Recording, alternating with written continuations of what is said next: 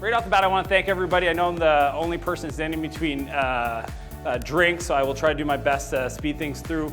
I also want to thank everybody for coming today. Absolutely humbled to be invited to speak. And I also want to thank my fiance, who always asks me why I never mention her, Renee. We're actually expecting, so she's 5 months pregnant.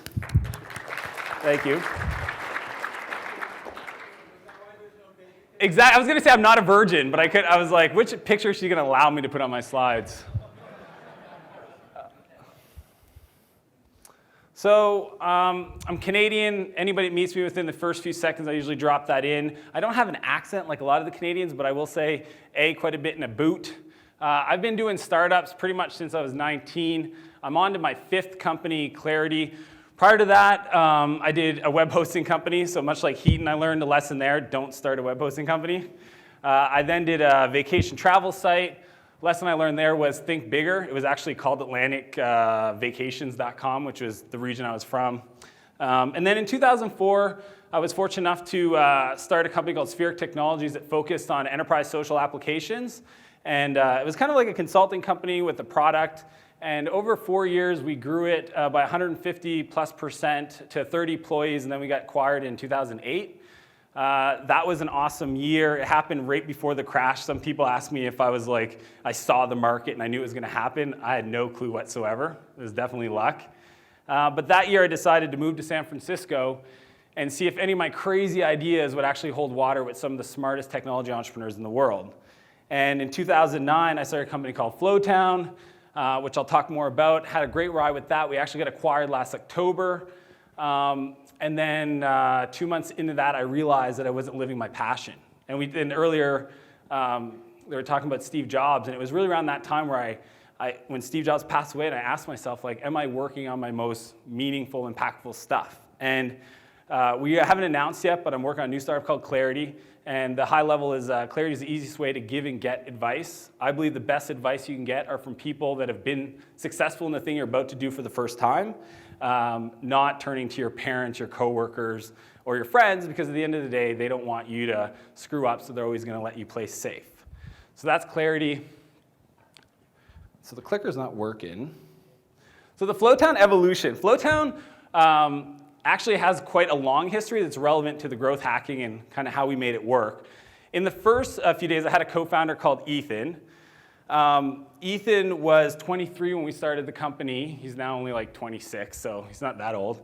But we both had a passion for helping small businesses solve marketing problems. It was back when social media was starting to take off, and I noticed a lot of people selling social media expert advice. And I thought to myself, why isn't there a better solution that people can just self-serve and use, much like people do with email? They don't have to hire an email consultant. They can just use a product like MailChimp and be on their way. And trying to do what we thought was lean startup, we actually launched as a consulting company in disguise. And we said from day one, we're going to launch this company called Flowtown. We're going to focus on small business marketing. And we're going to try to get 15 customers to pay us between $500 and $1,000 a month to solve their small business marketing needs. And from that experience, extract these product ideas. And we did that. And over a 3-month period, we went out to the market, worked with a lot of customers, and we iterated and prototyped up to 7 different applications. And then there was the day we had to decide, like, what product do we lead with? And that was actually a really hard decision. I think for a lot of people in this room, you have a lot of ideas and you're like, which one should I work on? So after thinking through some stuff, we decided to build a product called landing pages. And if you've ever used Unbounce.com, which full disclosure, I'm actually an investor in today, it was very much like Unbounce, but way before Unbounce.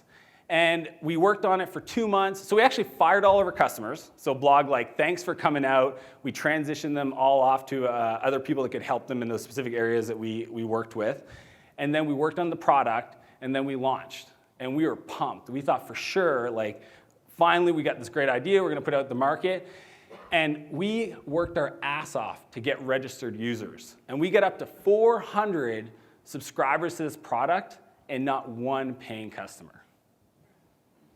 It was like, there was nothing we could do to get anybody to upgrade. I remember this one day, Ethan calls me on my cell phone. He's like, dude, you wouldn't believe what happened. I'm like, what? Tell me the news. He's like, somebody upgraded.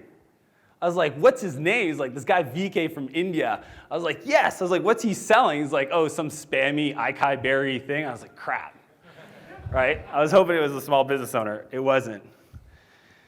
Anyways, so we self-funded that company from the service revenue, plus I put in close to about $100,000 that time. We hired a developer, we built the product, and it was like we had like 2 weeks of runway before I had to write another check.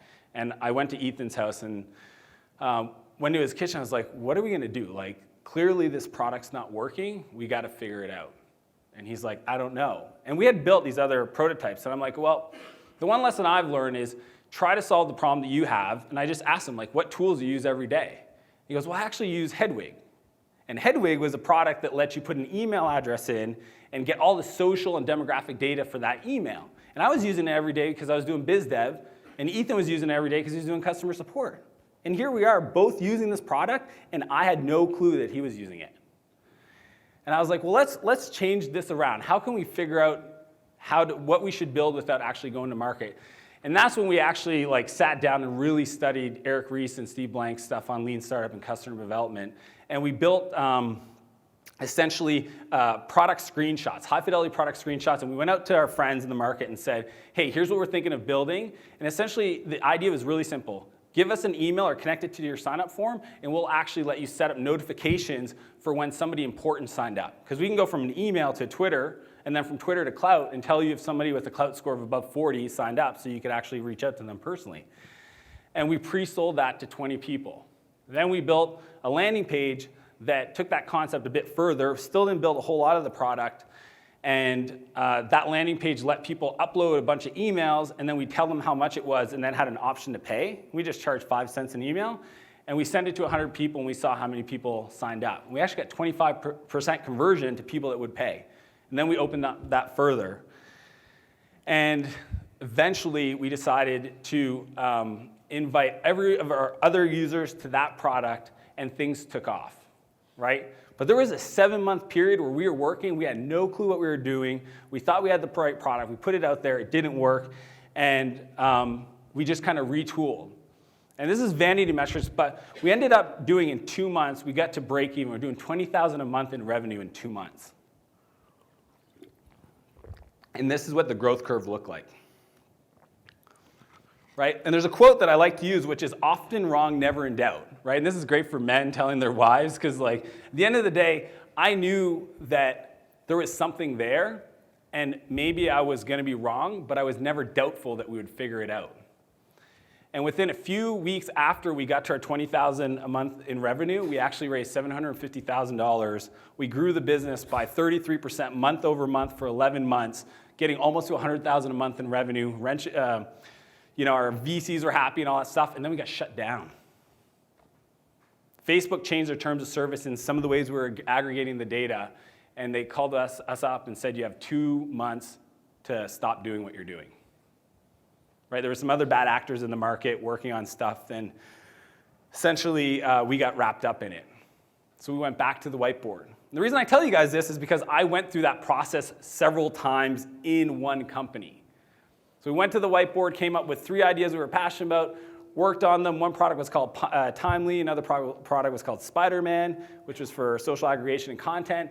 And another one was this idea of gift marketing. Initially, it was called Ambassador, right? How can we allow companies to give products to people? We then took that idea and realized that was the one we were going to follow, and grew that back up our revenues, and eventually got acquired again 12 months later, right? And the one thing that I've always joked was, for me, the product is the ante to get into the startup. Give me a product and I can help it grow, but before that, you need to figure out what you want to build. So what I'm going to talk about is kind of 2 things that I do to try to understand what am I building, is my customer actually care. So the first one is called Activitystreams, and you can get this for free if you use a product like Kissmetrics that Heaton built, or there's other tools out there. But the concept is simple, is you want to, and this is from day one. I built this for clarity from day one. I said, I want to watch what people do in our product. I want to log all that data so that I can actually do more qualitative assessments of what they're doing and how they're doing it. And it's pretty much like a news feed for your product. And here's actually a screenshot. So I can show this now that we got acquired, and then Demandforce, who acquired us, just got acquired by Intuit for $450 million, so I'm pretty sure all the legal trail is well figured out. So these are, yeah, I don't have emails. Ooh, I do. Anyways,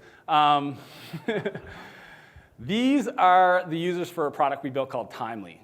And what I would do as kind of like the product person is I would sit in front of the stream and try to look at people sign up, set up. So what Timely does is it allows you to queue a bunch of tweets and then figure out throughout the day when it should tweet for you based on your history and the engagement.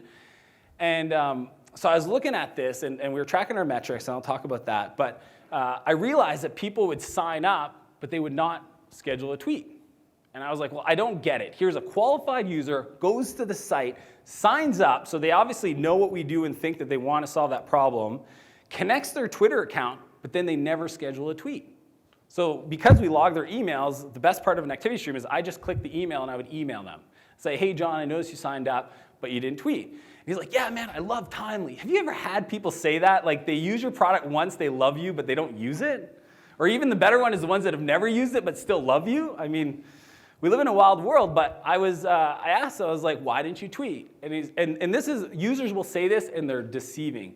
I got busy, but I'm gonna check it out tomorrow.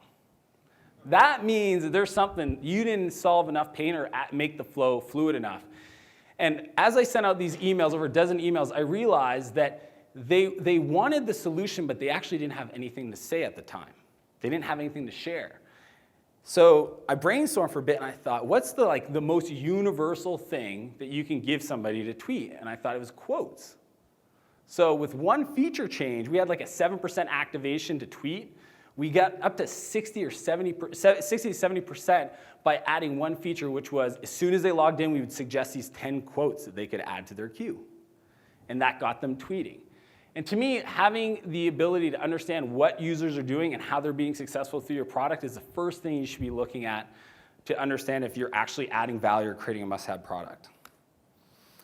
The other concept, which I thought was like black magic, cohorts and metrics, and you hear about it, but I dare you to ask any one of these guys how cohorts work. I'll do my best attempt, but it's like one of these things where there's different ways to look at it. But from day one, I think it's very important to instrument your product to measure all the information. Even if you have no way to report on it, again, use a KISS metrics if you want to get it out of the box. But at the end of the day, you want to instrument how people are coming to your site and what they're doing with the product. And then you want to segment that information based on groups of users and when they do things and understand, are you actually getting better? So the best cohort to look at is age cohort. So let's say you take the action signed up, and then you want to figure out, are people coming back? So you look at the amount of people that signed up in the first week, and then the second week, did those people come back? And then the week after, did they come back again, and the third week, and the fourth week, and the fifth week? And hopefully what will happen is you'll start with a bunch of people come back the week before, or the first week, and then it slowly drops down. Your business, your business really sucks if you go to 0, right? Because a lot of people don't want to run this report because it's kind of scary, but this is kind of what it looks like. And the metric that I like to ask entrepreneurs to try to report on is retention. If you're not charging for your product, the next best filter or proxy is looking at how many people got value from that first interaction and came back. And if you can get to a 20% weekly retention or 15% weekly retention where it stops and it flatlines, you know you're doing something good. We had we were working on an idea for retention because at the beginning, this is what happened to us, right? It flatlined. And the one feature that we added after talking to our users, looking at the activity stream, was shared accounts. The ability for somebody to share their queue with other users meant that they could get the value of it in bringing in their friends or their coworkers to actually fill up the queue. And we would have never even thought of doing that if we didn't realize that our users were actually not coming back. Because it's easy when you first get out there, you get a bunch of signups, but you don't know if you're building something that has long-term value. So OPN, growth hacking. So the first two things I wanted to talk about was more about like how do you identify if you're building anything people want. The second part of this is growth hacking. And OPN is a concept that I took from real estate. So if anybody's done real estate, they call it OPM, other people's money. You get to buy houses by getting money from your bank or investors. And you can do the same thing with your startup. So the other people's network is a concept, and we talked about it, or Heaton touched on it, where you want to look at other social networks that your customers might be hanging out and pull them over. And there's some real famous ones that most people don't know about. So like PayPal did this with eBay, right? And YouTube did this with MySpace, right? MySpace had all these social network type product, and YouTube said, we need to figure out a way to embed those videos into MySpace so that people would explore and see those videos and then come to YouTube. There's been a lot of companies to do it on top of Craigslist. One way we did it was actually on top of email clients. So Flowtown had a product that allowed people to upload emails, and we'd give them the social data. So I was sitting there on the whiteboard asking myself, what are the different ways, who are the different people that have emails? And the no-brainer one was email marketing companies. So the first email I sent out was to the CEO of MailChimp. And I said, hey, we've got this thing with social data and demographic information for email providers so they can easily segment their list. And the cool thing, because we were still bootstrapping then, is he said, well, it's something we've been thinking about doing, but we're not going to do now. And I said, well, we can provide it now, but because we're early and we're bootstrapping, it'd be great if somehow you could pay us for the integration. So not only did we get distribution on MailChimp, I actually made them pay for it and agree, and this is the winner, to do a co-marketing agreement. You got to ask for it, which essentially is like, because if you don't get that, I call them Barney relationships, where you both like each other and you agree to hug, but nothing really happens, right? You want to make sure that you get them to agree that when you do that integration, that they're going to promote it to their list. The MailChimp integration then went to a constant contact integration, to an iContact, to a campaign monitor. So we did 4 of the email platforms, same concept, were the other emails. CRM applications, all right, Batchbook, Salesforce, HighRise. All right, where else? Form submission. Okay, let's do Wufoo, FormStack. And then we eventually did Unbounce, right? So I mean, the idea of thinking about where your customers are and what tools or what kind of platforms they're using and you can add value is a huge one. So I call that concept OPN, and I do it for a lot of companies I've invested in to help them figure out their growth. The other one is, it's more of a story, but what you want to do, and I was talking to some entrepreneurs earlier, is you want to figure out who currently sells to your customer. If you're selling to enterprise clients, you want to figure out what are other products, what are other things, where are places these people go, what are other conferences they attend, so that you can try to figure out how to get yourself into that customer. So when I started Spheric, the enterprise portal software company, within 6 weeks, we almost went bankrupt because I didn't know a thing called cash flow, right? And I'm sure most first-time entrepreneurs, especially the technical ones in the room, they run into this. I hired 4 guys day one, I had clients, I thought it was awesome, and next thing you know, I couldn't make payroll. And I had this guy, Andrew, that had a 2-year-old daughter. And much like Peldy said when the guy was like, what if it doesn't work? I just knew in my bones I could not make it work.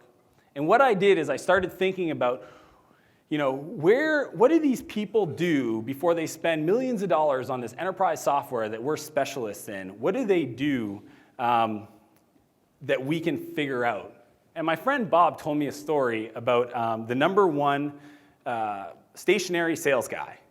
And the story goes that this young sales guy saw this older sales guy just dominating, right? He was like making all his numbers and he felt like he never worked. And one day he said, look, I'd love to buy you lunch to figure out how are you always making your numbers? And the guy's like, I'll tell you what, meet me tomorrow morning at 9 a.m. and we'll go for a drive. So he meets with this guy the next day at 9 a.m., goes for a drive, and he goes to the warehouse of their competitor and he sits in the parking lot. And he says, today's Thursday, and every Thursday our competitors ship the product. And they followed all the companies that got the product shipped. And then the next day, what he did is he noticed it was that day. The next month, the day before they shipped, he actually called them up and introduced himself to get their orders. Right? So these are, what you got to figure out is who sells to these companies that you want to get as customers. Right? When I went to Demandforce, the thing that I learned from day one and the reason why they were growing like crazy was that for every vertical they were in, they partnered with the number 1 or number 2 supplier for that vertical. When it was dental, they went to Dentrix. When it was automotive, they went to Napa. And they made an agreement with those companies to take the sales guy with their sales guy and walk them into the client. They could close a deal in 30 minutes. It was worth $6,000. And for every one of your businesses, you have that. You just got to get creative about where to find it.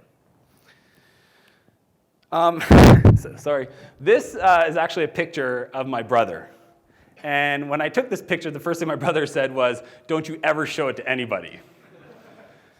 Luckily, I got permission to use it. But the reason why I want to talk about this is, here's a guy that today is a home builder, non-technical. I mean, my brother used I don't want to knock on Windows, but he was on Windows before and I got him to Mac. But didn't have a smartphone, super non-techie. And Pierres Story is an interesting one, where he started his career as a mechanic. And Pierre went for college as a mechanic, got his papers. I still find it crazy that in the technical world, we can actually go work on really complicated systems without any certification. But as a mechanic, he had to spend 4 years, get papers, be an apprentice. It was ridiculous. Anyways, Pierre, like many entrepreneurs, he was an entrepreneur. He went to work as a mechanic, an intern there, but he wanted to start his own shop. And the thing from day one, he said to the owner, Ralph, he said, "Look, someday you're going to retire and I want to buy this shop from you." And Ralph's like, "Oh, that's such an awesome plan. We should definitely do that. Pierre, if you work really hard, I'll give you equity in the company." So Pierre did that. He worked his ass off, right? Won awards actually as like a technician and all this stuff. First year he sits down, he goes to Ralph, says, "Hey, Ralph, I'd love to sit down, figure out some paperwork." Ralph says, "Yeah, let's talk about it next year." This went on for 2 or 3 years. And then finally, on the 4th year, Pierre goes to talk to Ralph, and Ralph says to him, "Pierre, I know we agreed that someday when I retired, you would take over, but I just don't see myself doing this. I don't think I'm going to retire," because he was doing so well because Pierre was giving his heart and soul. And Pierre quit. And he calls me up. And I was about halfway through my company, Spheric, and we were doing really well. And he goes, "Meet me at the house." I was like, "Okay, what's going on?" He's like, "Just meet me at the house." So anyways, go to his house. He goes, "I quit." I was like, "Dude, how did you quit? You just went to college." He goes, "You know what? I don't even like being a mechanic." And I was like, wow. It's kind of good that you realize this now before you actually got really deep into it. He goes, "I want to do something else." And I asked him, "Well, what are you passionate about?" And he thought about it for a bit, and he goes, "Well, I just finished helping my friend build a house, and that was really an awesome experience. I thought it was really cool that every weekend for the last 8 weeks, we'd go work on his house, drink some beers, and at the end of it, this guy was going to live in this place. It'd be really cool to build houses." And I was like, "You should do that." And he goes, "I don't know anything about building houses." I'm going, "That's cool, man. I didn't know shit about starting companies either. You'll figure it out." And so he did that. I actually took all the money I had in my bank account at that time to finance my brother. Because I don't know about you guys, I'm passionate about helping people be successful. When it comes to my family, I'll do anything for them. So I gave him all the money I had in my bank account, and I went to the bank and co-signed all his loans. That's not a good idea, but anyways. In hindsight, I'm like, fuck, that was really risky. But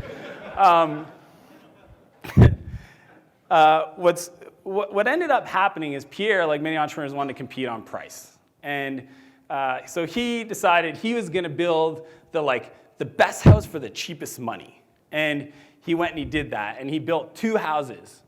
And I used to ask him once in a while, I was like, "How's things going?" He's like, "Good." And I'm like, "Have you sold any houses?" He's like, "No."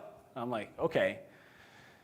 And then I remember he called me up, and this was the day I took this picture, where I was walking through. I went to his house, and I went in the kitchen. I looked around, and there was no kitchen table.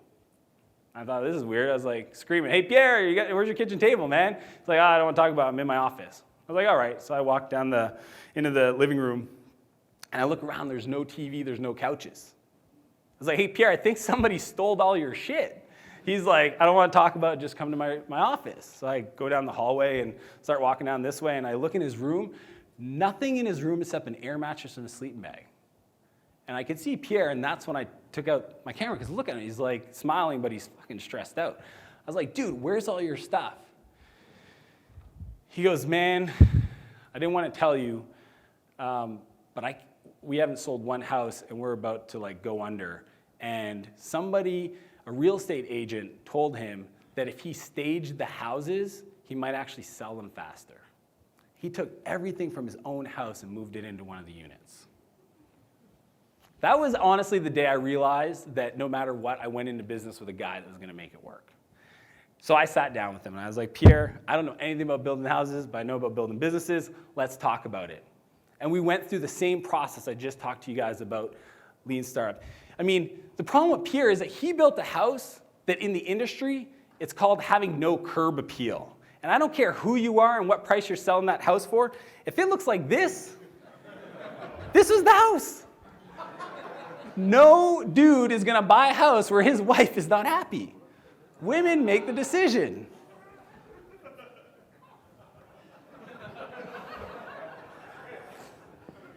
So anyways, I roll up my sleeves and we start talking about it. And the first idea I had to him, I said, look, you don't know what you're building, right? Clearly, we figured out how to get rid of these houses. But what you want to do is you want to talk to the market, right? Kind of like the Activitystreams. So what he did is he created these cocktail happy hours. He would invite a bunch of his female friends, like his girlfriends and other people, first-time home buyers, feed them martinis, and actually drive around in a van and look at other people's open houses to figure out what they liked. And then they would all go back to his kitchen. He hired a girl to facilitate this, so he wasn't involved. They would take all the pictures they took throughout the day and assemble the perfect house that they would just be totally ecstatic to buy. And he took all that information and gave it to an architect. He really started to understand who his customer was. First-time home buyers and women. I mean, Pierre understood it so much. This was the slogan, or this is the house he ended up building, but this is the slogan that was on his booth at the trade show.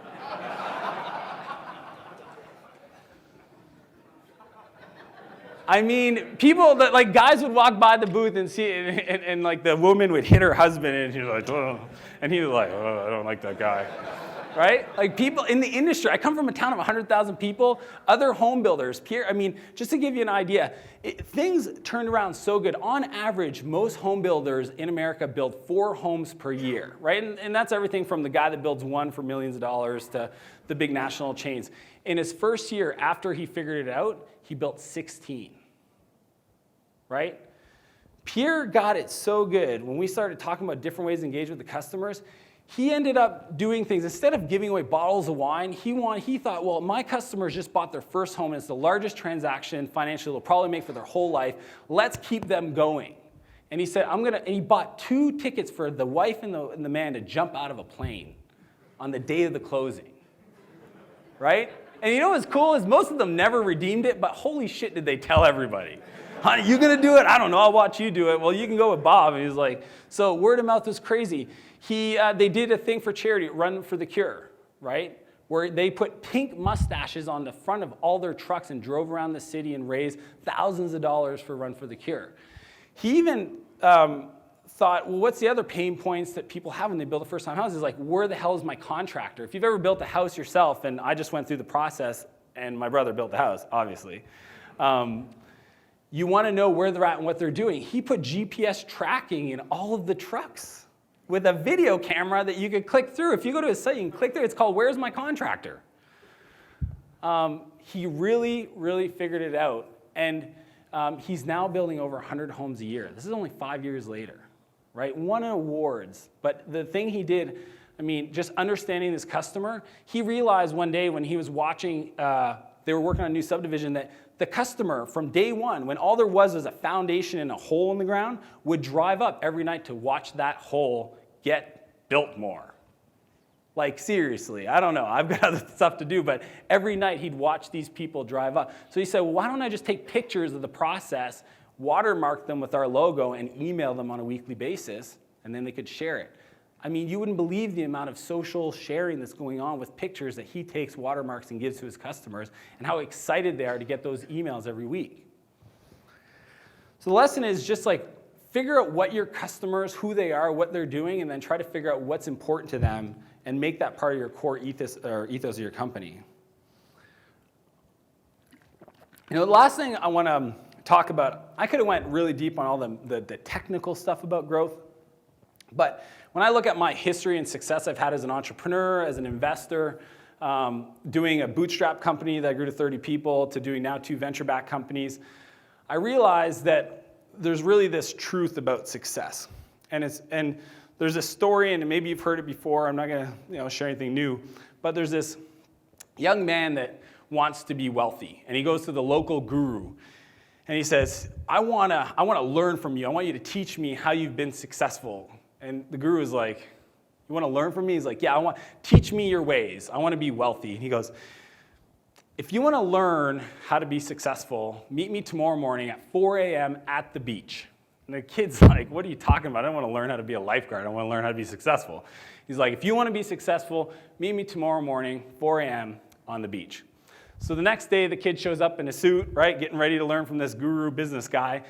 And the guru's like, all right, grabs the guy by the hand and starts walking into the water. And at that point, he's thinking, I probably should have worn shorts, right? And he gets him up to his waist. And he's like, what's this old man guru dude doing? Like, this is crazy. Why are we walking in the water? And he takes him from behind the back and kind of pushes him further. And he gets up to his neck. He's like, this is the most craziest thing in the world. What is he doing? Like, I want to learn how to make money. I don't want to learn how to swim. Like, this is ridiculous. And then the guru takes the guy's head and puts it underwater and holds it there. And the guy starts flailing and freaking out, trying to figure out, like, what the fuck is going on? And the guru's holding his head down. And right before he passes out, the guru pulls his head up above water. And he asks him a question. He goes, when I had your head underwater, what was the one thing you wanted more than anything? Does anybody know what that was? Just shout it out. To breathe.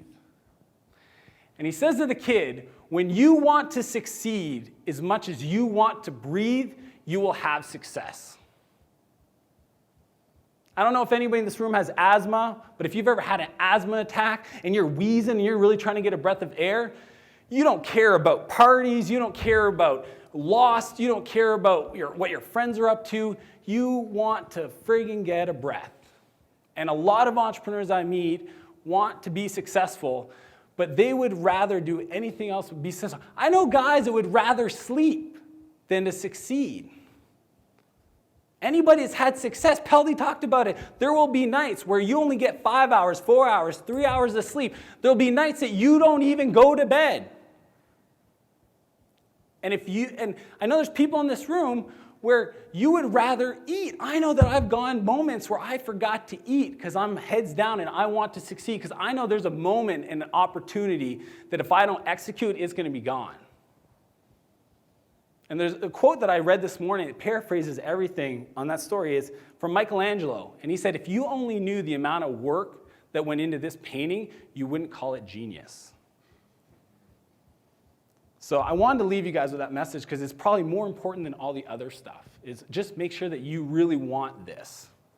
So I've got time for a few questions. I want to thank everybody for coming out today.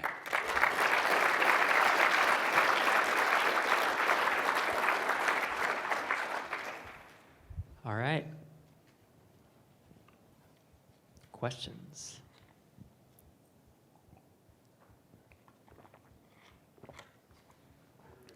People want to drink.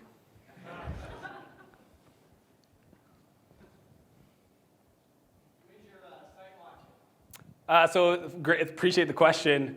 Your name is? Matt. Hey, thanks, Matt. Oh, awesome. We're actually launching on Thursday, so I'm really excited. I've been working on it since January. And just so you guys know, my passion for clarity is connecting entrepreneurs, because I came from a small town in Canada, and I lived in San Francisco, and I realized that my life changed as an entrepreneur when I started getting advice from people who have been successful before. Again, not your parents, not your friends. So to me, and I know this is a really, really hard problem, connecting those two people that have the information, that are super busy, with the ones that need it in a way that respects both parties' time. So I'm excited to get the product out there, but I know there's going to be a lot of iterations. But we launch on Thursday, so yeah, I'm super excited. Thanks for that.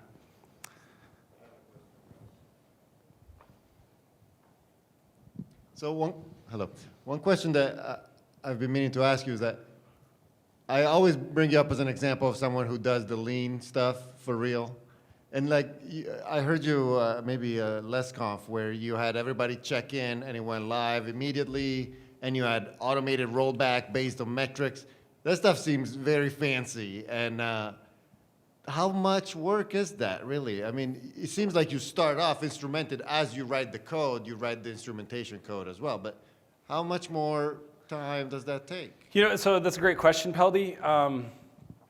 There's this thing that Eric Ries, right time, right action. And I think that's the most important part that doesn't get communicated.